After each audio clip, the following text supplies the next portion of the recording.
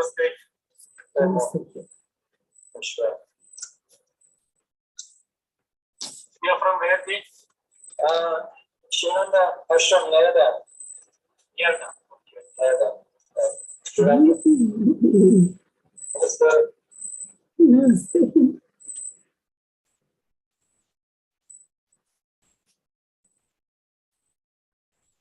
So you are staying there to study some course, or you're going some course? I'm one of the voluntary workers here.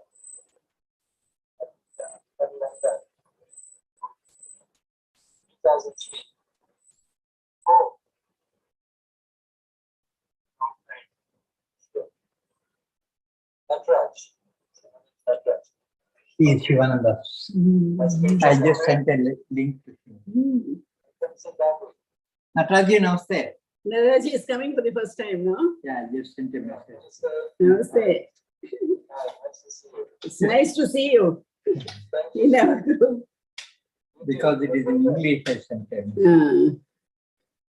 Earlier it was in Malayalam, so we could not send link to you.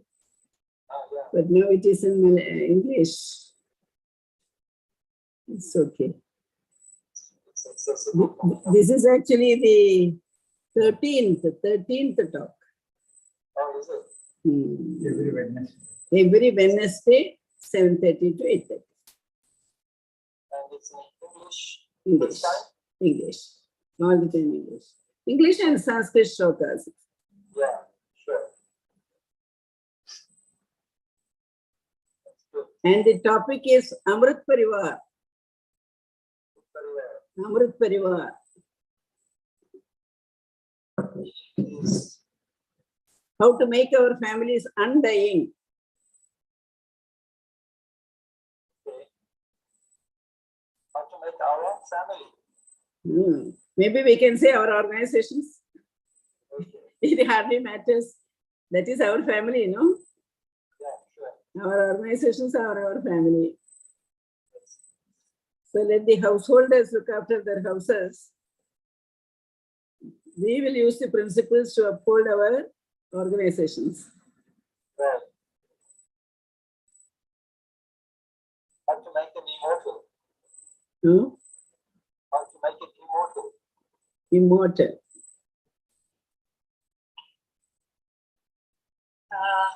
Namaste everyone. Welcome you all to the 13th edition of Lessons of Amrit Parivar, the series of talks being given by Lakshmi Budi. And from day one, I think she's changed our perspectives about the way we look at Gita. Through the series of talks, Lessons of Amrit Parivar, Lakshmi Budi is trying to add the Bhagavad Gita from a different angle to try to tell us how we can adopt the teachings into our family, how we can move from Vrita to Amrita to make it undying and ever living. So right from the word Amrita, I think she's trying to give us such different perspectives. And to each session, Didi is helping us with building a repository of key teachings of the Gita, which we can remember and use it as a Japamala, as well as using it as guiding light for our day-to-day lives. Today being the 13th edition of the series, we are going to move further from the Vishwarupa Pradarshana that we talked about in the last week. Before we move into that, giving you a brief introduction about Lakshmi Budi. Didi completed her MSc and PhD postdoctoral research and worked as a professor of botany in Sri Padmavati Women's College in Tirupati. And she's been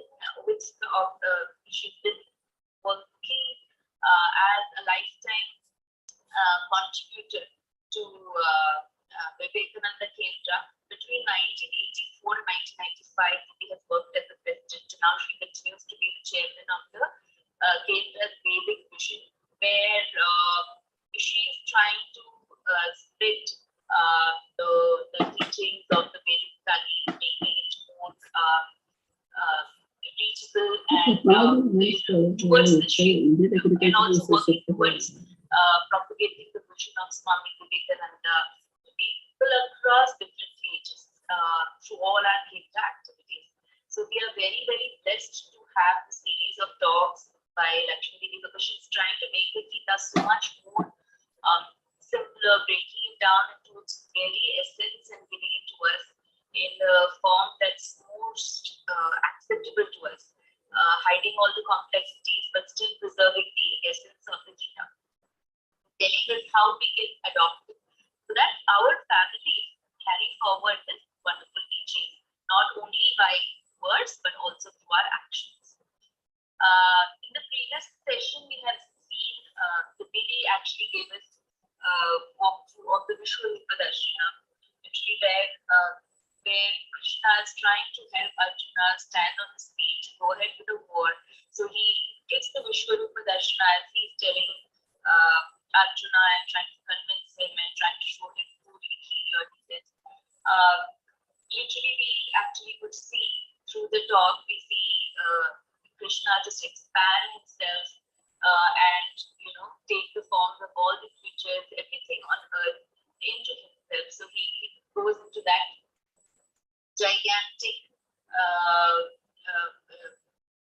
form, and symbolically Vivi has also helped us to explain what is the essence that we need to take away from that entire Vishwarupa Darshana, which actually Arjuna later feared and said, Krishna, please come back to your original form. As much as he revered and respected Krishna in the Vishwarupa Darshana, it also invoked a sense of fear in him. He said, Krishna, you please come back to who you truly are.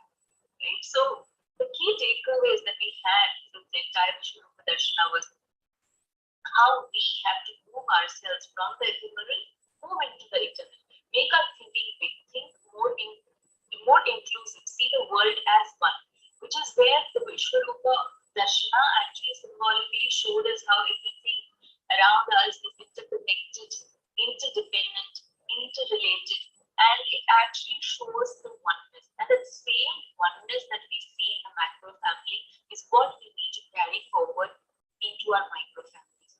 There should be a sense of unity, a sense of oneness within our families that we should try and inculcate.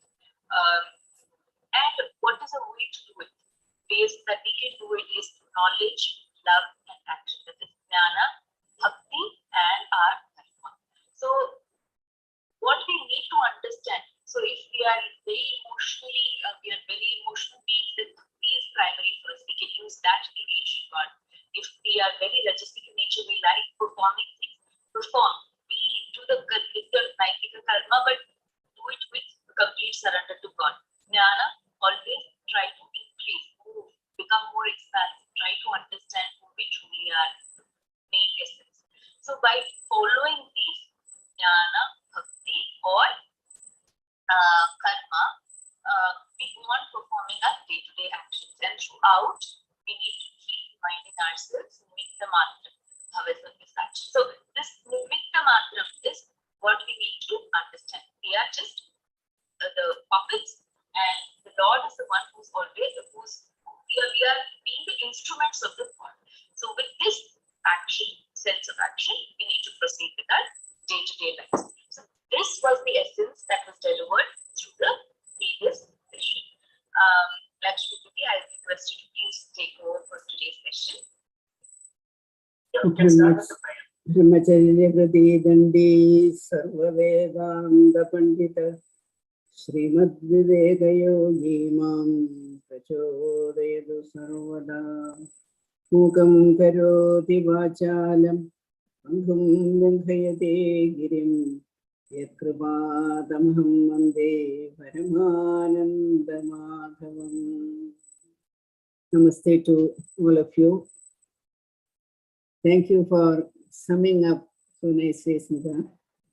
Today we are entering the Bhakti Yoga, chapter 12, Bhakti Yoga. Now, Sri Krishna has a way of keeping Arjuna's enthusiasm alive and kicking. So, towards the last part of Vishwarupa Darshana, he just put there something for Arjuna to catch it. Arjuna wanted to keep this view, this magnificent view of the universal form ever and ever in his mind, so that he can, whenever he wants, he can meditate on it, or he can make use of that awareness for his day-to-day life. So Krishna said in that one, look, this ordinarily you cannot hold on to this view of mine. Bhaktya tvananyaya, he tells Arjuna, there is only one way, and that too through bhakti. Naham vedair na tapasva, na danena na chejya, shakya evam vidham drishtum drishtavanasi ma. The way you have seen me, it's an almost impossible vision for anybody. But still, bhaktya shakya aham evam vidhurjuna nyadam drishtam cha tatvena praveshtam cha parandava. But still, Arjuna, I won't say it is totally impossible. It is possible through ananya bhakti. So Arjuna caught up with that. What is that ananya bhakti? Krishna, tell me more about it. But for us now, our problem is not Arjuna's problem. Our problem is how to incorporate these wonderful observations of Sri Krishna about his macro, universal, cosmic family into our micro units of our family, where our interrelationship, interconnectedness and interdependence, they are in peril these days. We don't know how to keep up the paraspermia. So we are looking for those drops of Amrita through which we can rectify the mistakes in our family. So that is our idea of studying Gita from this perspective. What can bhakti contribute to this sort of a Amrit Parivar development? So we have to enter into Krishna's presence only through Arjuna. Arjuna, the war friend, standing in front of Sri Krishna, having dropped his Gandiva, etc., in a very, very, very humble form with full of humility. And especially after the Vishwarupa Darshana, he could not describe his feelings at all. He felt very unhappy that I had been considering Krishna as a friend and calling him all sorts of names and this. So he should forgive me now. So all sorts of feelings were there of love and affection and adoration and respect and bhakti. Everything was there. Now Krishna tells him, Bhaktya tvananyaya. You have to develop bhakti. So Arjuna takes up that thread and he asks Krishna, what is this ananya bhakti? This bhakti, which is not in any way contaminated with any selfish motivation or kamana, what is that bhakti? I must know from your own. You are the only person who will be able to tell us fully the perfect definition of this bhakti and how we can manage the show. So Krishna tells me, I know we have to do so much of upasanas, ritualistic part of bhakti, of propitiating you, all that we know. Now, I have also one doubt, not only what is ananya bhakti, and even among the bhaktas, who would you like? Those who worship God with form, sakara, or God without form, nirakara. Which could be the best way? You tell me that also, so that I can pursue whichever is suitable for me But one thing is certain, I must see you all the time. I want to hold on to this wonderful vision of yours. So please tell me, I'm going to be your bhakta now, but tell me clearly which would be the way ideal for me. So in answer to Arjuna's queries, Sri Krishna started unfolding the ideas concerning the upasanas, concerning the various steps involved in the upasanas and the problems the devotee may confront during the upasana, all that he describes. Then he says, Arjuna, whatever be the path, whether you are Sakara Upasaka or Nirakara Upasaka, one thing is certain. 3 things you must have. What are the 3 things? Oh, first and foremost, Shraddha. I see. Faith in the words of the master, faith to absorb it as your inspiration and act accordingly. That's Shraddha. It's a very, very important. We have discussed about it already. Nachiketa, Shraddha, etc. So this Shraddha you must have first and foremost. And then Ekagrata. When you start thinking of me, let all the other thoughts disappear from your mind. Your mind becomes one-pointed. It just is fixed on me and on nothing else. This sort of Ekagrata also is very much needed. And one more thing I tell you, Arjuna, Tanmayata. When you think of me, you should be able to dissolve in me. Like Sri Ramakrishna said, the salt down, putting it into the water, it dissolves. In the same way, the minute you think of me, what happens? You cease to be an individual. Tanmayata, they think completely, when we listen to some extraordinary musical performance or something, there are moments where we forget ourselves. So that's sort of a samvara. We forget our body, mind, intellect, everything, and we just get absorbed in the object of our adoration. So that's sort of these 3 things are necessary, whether you are doing Sakara or Nirakara. Then another thing is, when you are going to take me as a Nirakara Rupa, then Nirakara Brahma, then remember,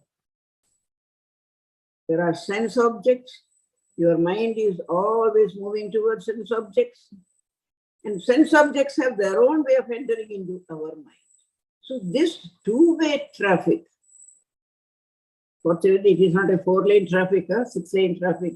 This 2-way traffic, your mind going to the sense objects and the sense objects tempting you with their charming dispositions and attracting you, both have to stop.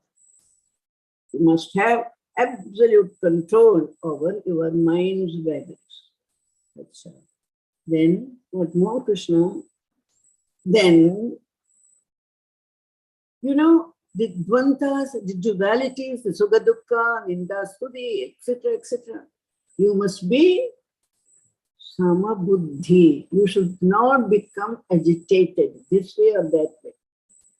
Sukha may come, dukkha may come. Ninda you will get, another day you may get stuti. One day you will be rich, another day you may be poor. But your mind should be absolutely at equilibrium. You should not in any way affected by this. And after developing this capacity to control your mind, what more is needed? After you have seen my Vishwarupa, what is the quality I expect from you? Sarva bhuta hite rataha. Now in your mind, there is no differentiation at all. You are equally disposed towards everything. Whether it is a man or animal or a tree, imagine the whole universe. You must be able to hold on to that oneness. So that is very, very particular. Sarva bhuta hite rataha. But then In spite of all this, I tell you, Arjuna, it is very difficult for the mind to conceive of avyakta, nirakara, because our mind always goes after the gunas, the qualities of our object of adoration. So I tell you, I warn you, the avyakta, where there are no qualities, will be very difficult. So better we will start from worshipping what is easily available for our mind to concentrate upon. That would be the ideal. Then for that, remember the whole Jagat, now you know, the whole Jagat is permeated by the divine self. And the devotee should develop the capacity to sense the divine in everywhere and everything. Isha vasya vidam sarvam. Everything is permeated by that divine. And that sort of a feeling, total surrender will help you to see me in all beings. And slowly that should be your mental mind's content, that everything is permeated by the Lord Almighty. And when slowly, the mind gets absolutely purified, you know, Arjuna, what will happen? That person will become my nimitta, a conduit through which I will pour my divine grace. I will pour my divine power and grace in all and her actions. Such a person, you can immediately detect, because when you go near such a person, there is such a warmth of this full understanding and an affection, that oneness which you feel, so that a person will have these wonderful qualities. And all the time, remember, realization of the ultimate truth is the aim of any bhakta, sakara or nikara. But unfortunately, what happens is, we have not been told of any particular inclinations that you should do this, do, you have to worship, nothing. And we don't have any goal or realization.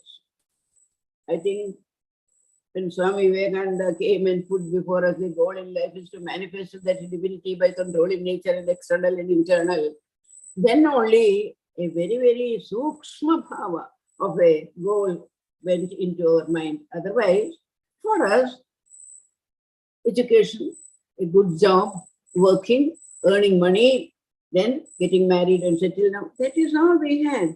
All the unwanted materialistic desires, actions, everything was desire-oriented. You have to withdraw your mind from that to develop this Ananya Yoga or Ananya Bhakti. Arjuna, I have been giving you so many ATM cards. You have kept them safe. No, here I will give you one more ATM card. Such a person, I will deliver him from the dungeons of death. See, mortal, immortal. So, such mortals who are totally surrendered to me, to them I give this. I pull them out of the dungeon of death. Death means mortality, all sorts of unhappiness, everything comes into that. So, from Mrita to Amrita, from the ephemeral to the eternal, I give him my hand and pull him into that. Then Sri Krishna goes on to say, now you wanted to be a bhakta, you know, so I will tell you what are the steps leading to bhakti.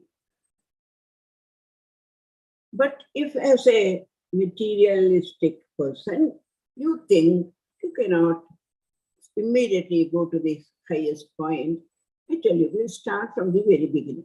So Krishna tells, Abhyasa Yoga. Do some abhyasas. You want to be a yogi, every day you do yoga. If you want to be a musician, every day you do the abhyasa. If you want to be a dancer, every day you have to do the abhyasa. In the same way, Start with this abhyasa.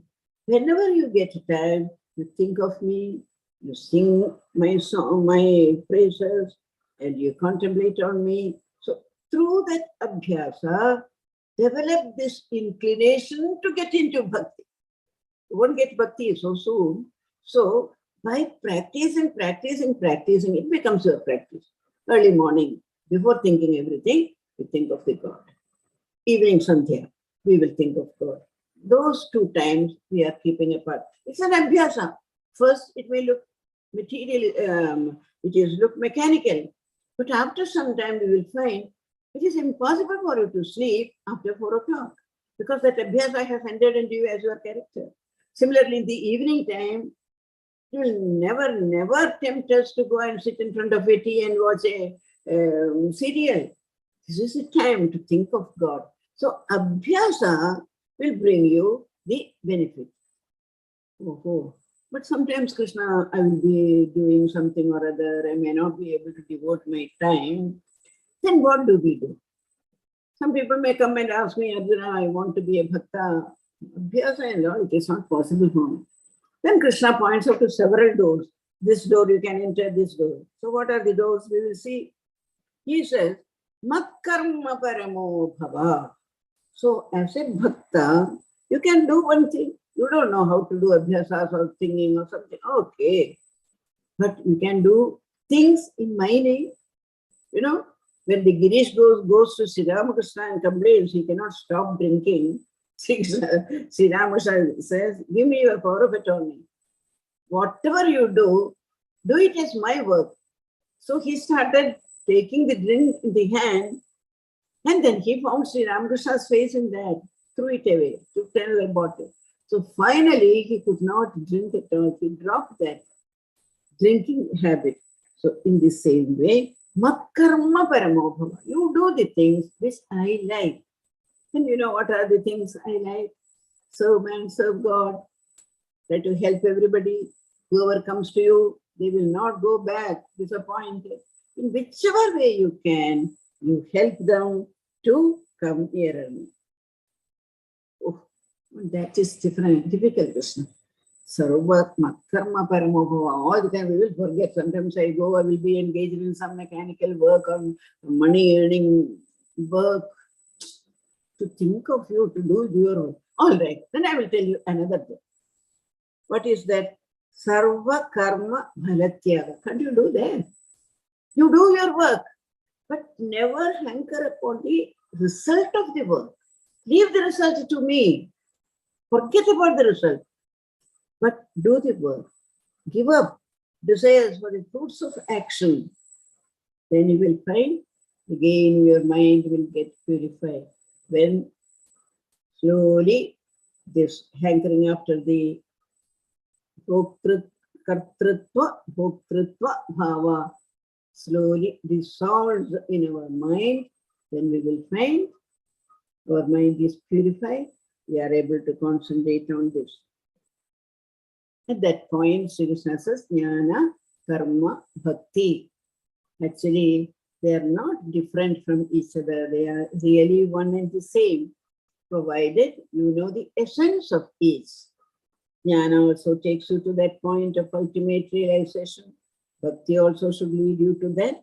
Karma also, when you are becoming a karma yogi, slowly it elevates you and takes you to that. And you know, this sort of a harmonizing Jnana Bhakti Karma, it is very rare to find in the other non-Indian philosophical approaches to God realization. So all this should be reflected in the behavior or the character of the Bhakta. He should have sufficient knowledge. He should have Bhakti, emotional and karma. So don't give up karma and say I am a Bhakta. Don't give up jnana, studies and say I am a Bhakta, I don't want to. That should not be. Jnana and karma and bhakti should be harmoniously blended. If you want to make a good sweet, you have to mix it together with nice things. In the same way, in your character, every everything should be there. But everything with a natural, godly inclination in it. That is how you will have to. Slowly, slowly, you will find your mind start getting elevated.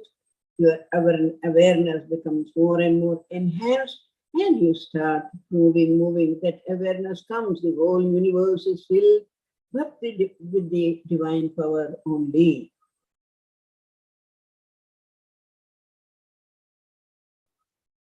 Then Krishna also gives the characteristics of a bhakta.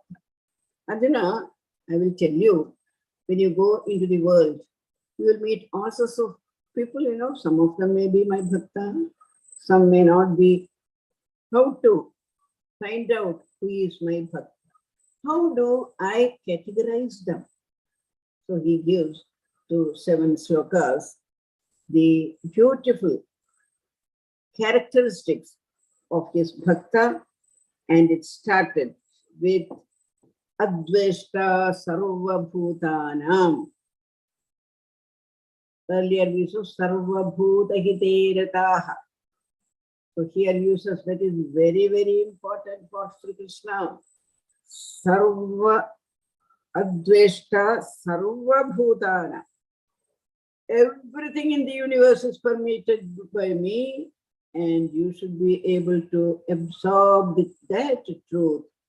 And when you absorb that truth, Dvesha will automatically drop away from you. So you have to be Adveshta Sarva Bhutanam. And what will happen then? It will be when Dvesha goes, Maitri will come, friendliness will come, understanding will come. So Maitri, Adveshta Sarva Bhutanam, Maitra. Oh, Maitri also is part. If you remember, I was quoting Kapila Vasudeva, and he also said, Maitriya Abhinna Chakshusha, with no Bheda Bhava, no differentiation. It will be permeated by this friendliness, Maitri Bhava, friendliness towards all. A bhakta cannot have enemies at all. Radha, his father was hurting and humiliating him like anything, but he was not at all angry about it. He took it as Bhagavan's prasad. So in that way, we should not hold any enemy bhava towards anybody, but only friendliness. And when these two get combined, it gives rise to another beautiful feeling, karunya. Maitra karuna evacha. So your mind will be filled with karunya, a very deep understanding. You feel like helping that person. You want to see in what way I can alleviate his suffering, in what way I can add to his comfort. So all the various aspects of karunya will start filling up in his mind, and slowly, slowly, it will elevate him to develop nirahankara, nirmamatva or mamatva bhava, I, mine, all that will go, and ego also will disappear from him. So remember, we can take a stock of our own bhakti, where we stand. So when we hear all this, we start wondering, what has bhakti got to do our Amrita Parivar? Huh? Yes, because bhakti smoothens the rough edges of the character. They are also rough. Huh? Why the roughness is due to I, my, mine, these rough, sharp edges that keep us away from beautiful human relationships, that will slowly be smoothened. So bhakti smoothens, it removes because you are all the time seeing yourself as a nimitta in the hands of the Lord. So I minus etc. will go. So it polishes the individual, and automatically Kama, Krodha, Lobha, Moha, Mada, Matsarya, they will all take a different form. Sri Ramakrishna says, Kama, not for the material things, Kama, to get to God. Krodha, not because you did something to me and I get angry. No, Krodha is towards myself. Why on earth I am not able to control my mind? I must be able to control the mind. You would be angry with your own mind and take the mind towards God. So in that way, Kama, Krodha, Lobha, Moha, Mada, Matsarya, everything can be God. We can give it a covering of God. Or we can put godliness inside each one of them and transform their very nature. Kama, Krodha, Lobha, Moha, Mada, Matsarya becomes our friends. They are not anymore our enemies. They are taking us nearer and nearer to our beloved God, whether it is Nirakara or Sakara, whatever it is. And then we have to incorporate in our day-to-day routine. We can slowly, as I mentioned earlier, the Sandhyas are the best time to keep thinking of God. So slowly, some such practices will help us to smoothen ourselves further. Take our mind. As I said, I was so much addicted to seeing the serials or cinema. No, I can't think of it at all. Sandhya comes, 6, I must light the lamp. I must start my bhajan session. I must do my meditations. I must chant by Vishnu Sahasranama. So in that way, that we will slowly refine ourselves into a better human being. A bhakta is definitely a better human being. And just like in human lives, man and woman get attracted through love, in the same way, the bhakta gets joined with the Ishtadevata, Krishna or Shiva or Devi, whatever may be, whoever may be our Ishtadevata, we develop a special relationship. We don't know why. I'm absolutely certain Sri Krishna is with me. He will see to it that no danger comes to me. So this sort of a closeness will come in our bhakti relationship. At this time, very often I feel we have to learn something from the other traditions as well. In Christianity or in Islam, the people of the household family sit together and pray together or read holy scriptures together. But unfortunately, we speak so much about knowledge, life, action, everything. We are not able to bring all our family members together into this circle of God's grace because we have not taken any initiative, maybe, or our bhakti is not so very pure. So from childhood, if we develop in them, no, Sandhya, come on, sit. If we were all children, it was compulsory. We have to sit and pray. But now that is not. Children may be sometimes going for tuition or having some online classes or engaged somewhere. We are not able to control them. So in Christian and Islam households, we find there is still, they pray together, they pray for each other, they pray for a sick person, they enjoy the happiness of the other person. So in that way, they are able to pass on from generation to generations these bhakti prompted life activities. I think we have to go a long way to catch up in our Hindu households. And in a household, suppose we are able to inculcate this bhakti, there is a speciality about that household. You enter that household, immediately you feel a different vibration. The people there are so very concerned about you, so very hospitable, and such humility in them. They won't leave you without taking food. They will share with you whatever they have. You know, it's sort of different atmosphere. So, bhakti, if it is there in a house, we find a character transformation. And this aspect of bhakti is very, very important.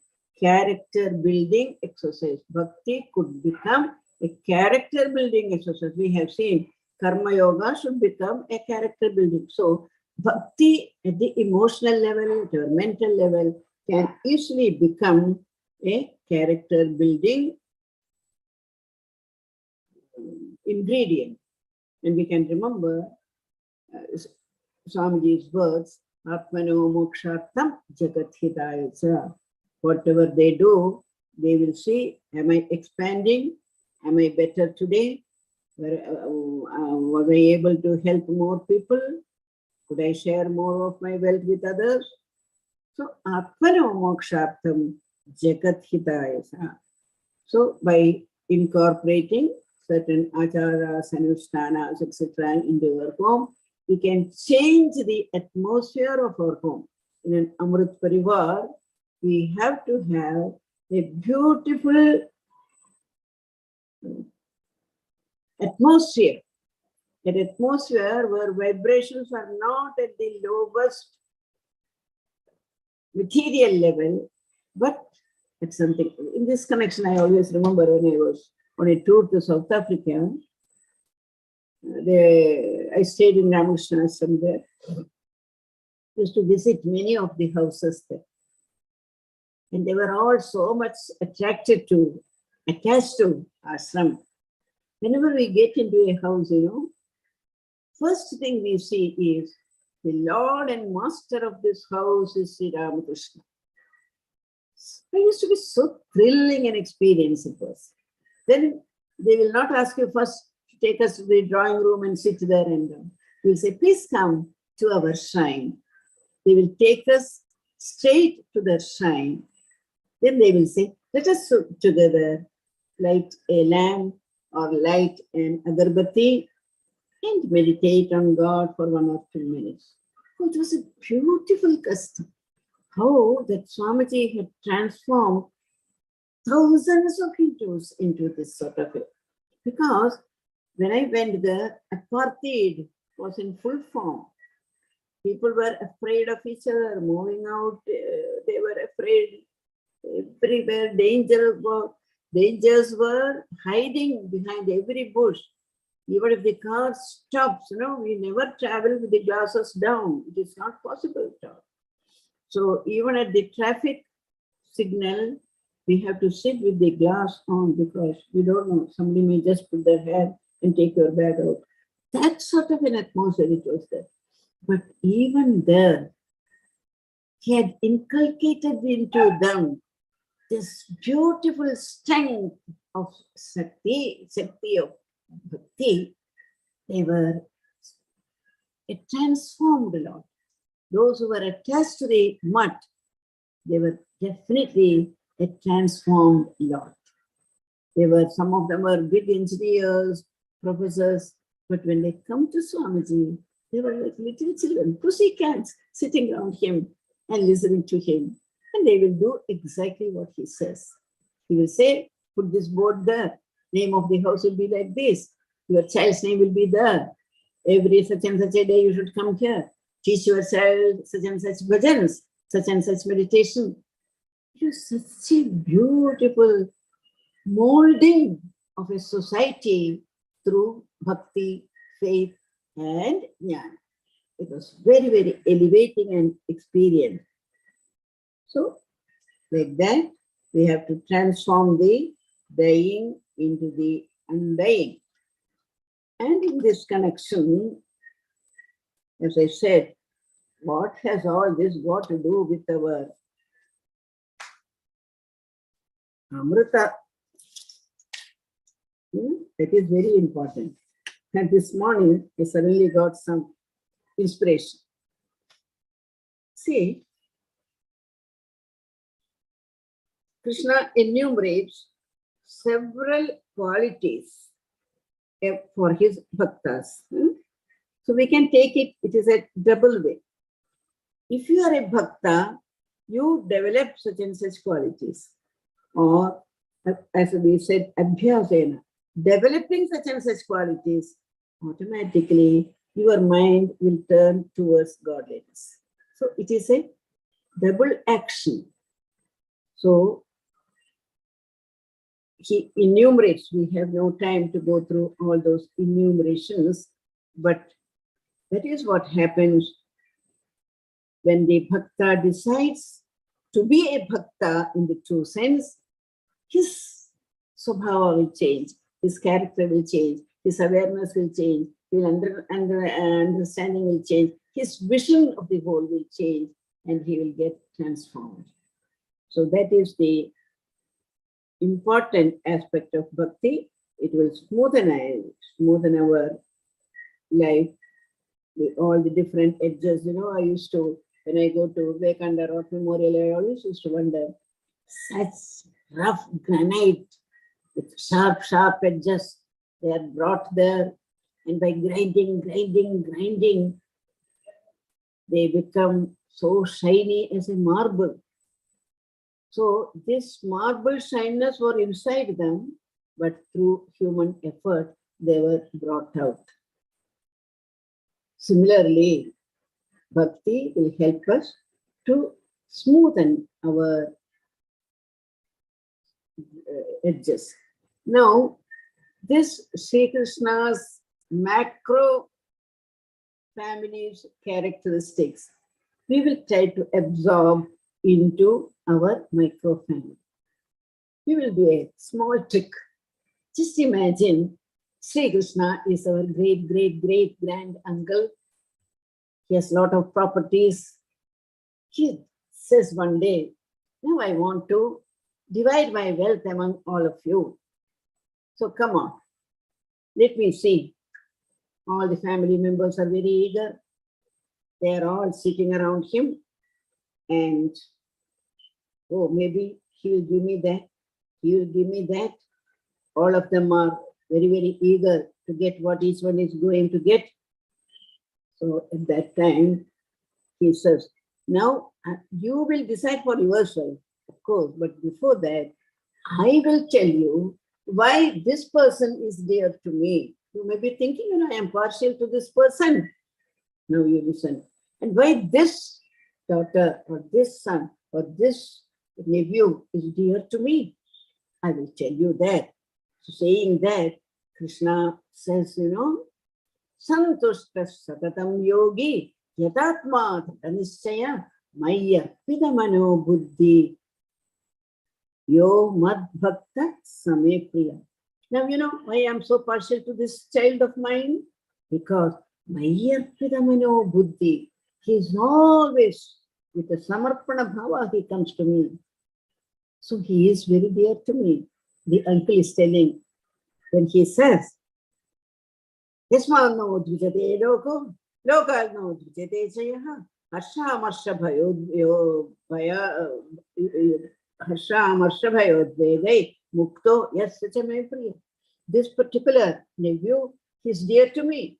You must be thinking I am partial to him. It is not that. Because you listen, some of you, when you enter the house, you bring with you so much of fear, so much of doubt, so much of ill feeling, and the whole house gets disturbed. And similarly, when you go out into the world, you carry all these negative feelings and the world gets disturbed. But there are a few, when they come and enter into the house, they bring with them a lot of ill will. So you know why I am partial. I am not going to tell you to whom I am going to give my property or anything. I just want to tell you who are dear to me, who are dearer to me. Anapeksha sudardaksha udasino gadavyatha sarvarambha parityami yomad bhakta same priyaha. No, it's so beautiful. And so our great uncle is telling me, you are dear to me because of these qualities. So develop them. You will come. I will shower on you all my wealth and this thing. It is very interesting. You must read those last few stanzas of Bhakti Yoga. When he says, Yo na krishyati na dveshti, na shochati na kamshati, shubha shubha parityagi, bhaktiman ya samepriya. You know, that particular child, he is so dear to me. He never finds fault with anybody. He finds fault with himself and corrects himself. So he is sama sugha dukkha kshami. So that is why he is dear to me. You know why this particular person is dear to me? Samashatraucha mitrecha tadha manapamanayo sidosha sugha dukkeshu samasanga vivarjita tulya nindastu dirmauni santushto yena kenachit aniketa stiramati bhaktiman me priyo.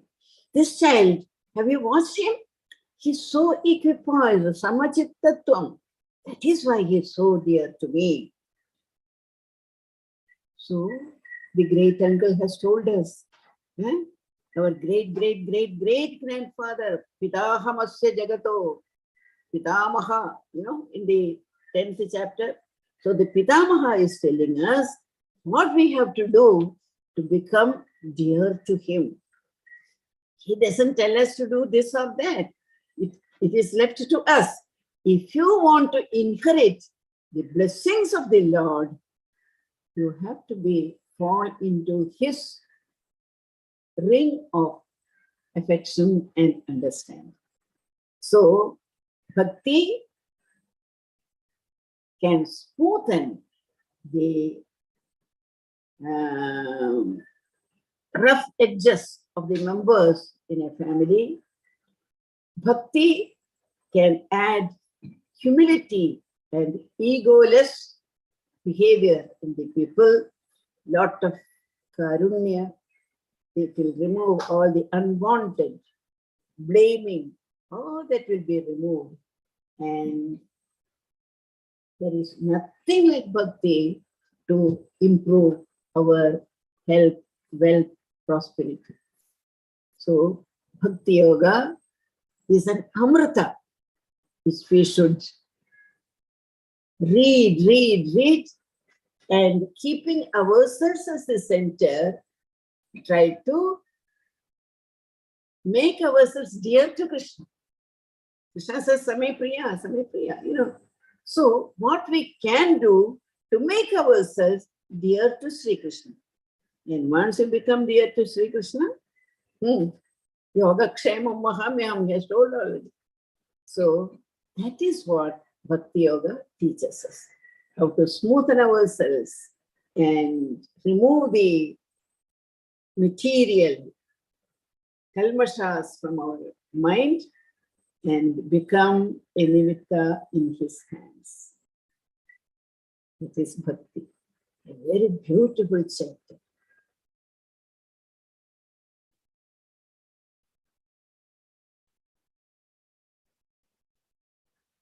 Dhanyavad, Devi.